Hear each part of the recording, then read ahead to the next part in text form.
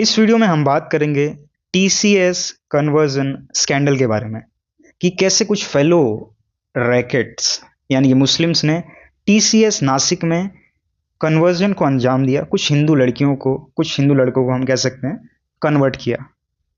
So I will tell you कि उन्होंने क्या क्या मैनिपुलेशन टेक्निक्स यूज की थी एंड कैसे इसको अंजाम दिया था in few steps. So step one is becoming your friend bro सिज वेल विशर। कोई भी लड़की जब अपना ग्रेजुएशन पूरा करती है, she has a dream in her mind कि अब मैं एक एमएनसी ज्वाइन करूंगी, एक कंपनी ज्वाइन करूंगी, अपने खुद के पैसे कमाऊंगी, I will be financially independent, जो कि हर किसी का ड्रीम होता है, लड़का हो या लड़की, right.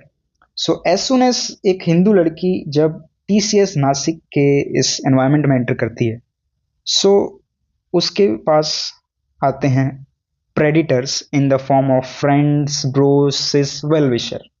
Basically, they are wolves in sheep's clothing. ये आपके पास आते हैं और आपको बोलेंगे कि यार you can trust me, I am your friend, I am your bro, I am your cis.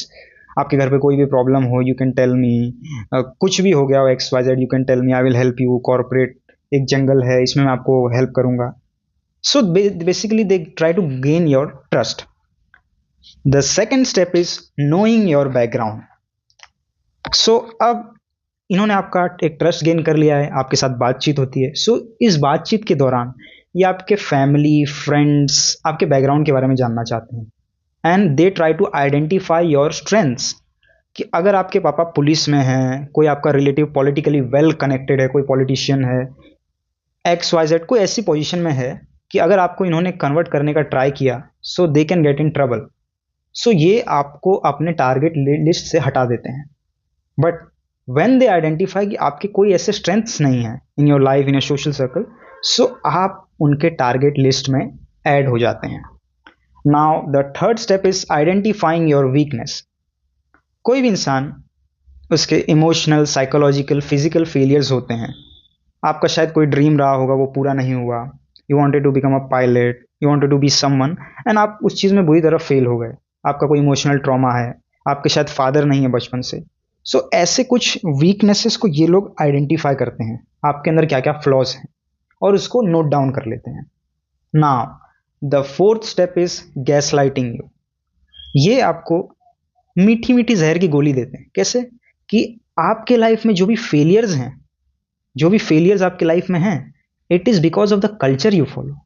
अगर आप लड़की हैं और आप एक हिंदुइज्म कल्चर फॉलो कर रही हैं, यार ये इसकी वजह से आपके लाइफ में कहीं ना कुछ कुछ फेलियर है। और ये आपको कभी भी डायरेक्टली नहीं बोलते हैं, ये इनडायरेक्टली आपको ऐसा एहसास कराने की कोशिश करते हैं and they succeed in it.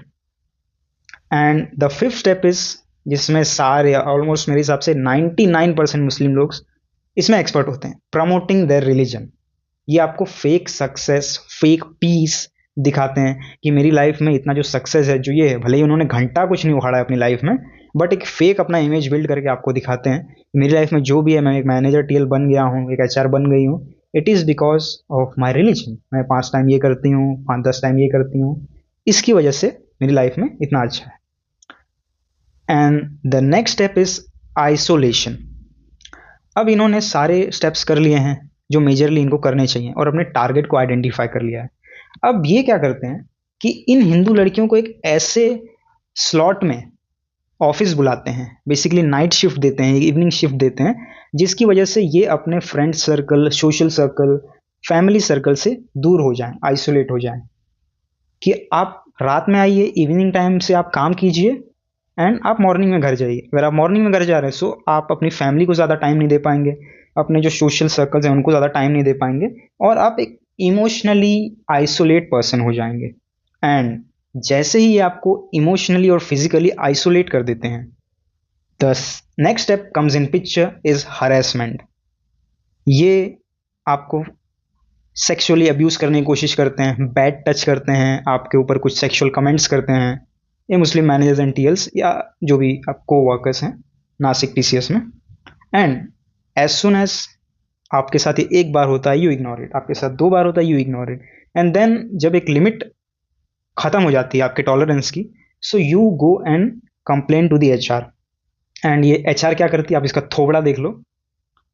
ये जो है ये लड़कियों को एक नेक्स्ट लेवल ही गैस लाइट करती है कि आप जो है अगर कंप्लेन करेंगी, मैनेजमेंट के तक बात जाएगी, बाहर बात जाएगी तो आपको हम ब्लैक लिस्ट कर देंगे। एंड क्यों बात को इतना बढ़ाना, ऑफिस का ही मामला है, इसको क्या बोलते हैं दबा दो, इसको मत बाहर लेके जाओ, आपका करियर पे खतरा हो जाएगा, एक्स वाई जेड। एंड इसमें ही मेजोरिटी ऑफ द लोग फंस जाते हैं, लड़कियां फंस जाती हैं, क्योंकि ये लड़कियां जो हैं, इस केस में मैंने ये देखा कि ये एक फाइनेंशियली बहुत ही वीकर सेक्शन ऑफ सोसाइटी से आती हैं। And most of the cases में ये लड़कियां अपने फैमिली को खुद ही फाइनेंशियली सपोर्ट करती हैं। सो इनके दिमाग में ये डर बिठा दिया जाता है कि अगर आपने कोई बड़ा एक्शन लिया सो हम आपको ब्लैकलिस्ट कर देंगे। एंड यहीं से इनका पर्पस फुलफिल हो जाता है। And the next step comes in picture, conversion. ये आपके सामने सीधा ऑफर रखते हैं कि अगर आपको इस हरेसमेंट से बचना है और खुद को ज़्यादा पैसे कमाने हैं, एक्स वाई जेड ऑफर देते हैं, तो आप एक काम करिए, आप कन्वर्ट हो जाइए, आप निकाह पढ़ लीजिए, X Y Z fellow employee से इससे शादी कर लीजिए, या आप इस्लाम कबूल कर लीजिए, एंड हम आपको हरेस नहीं करेंगे। And almost 100% of them has fallen for this. So if you are a girl, you're watching this, and if you have ever faced something like this, please comment down. I can really help you out. And thank you for watching.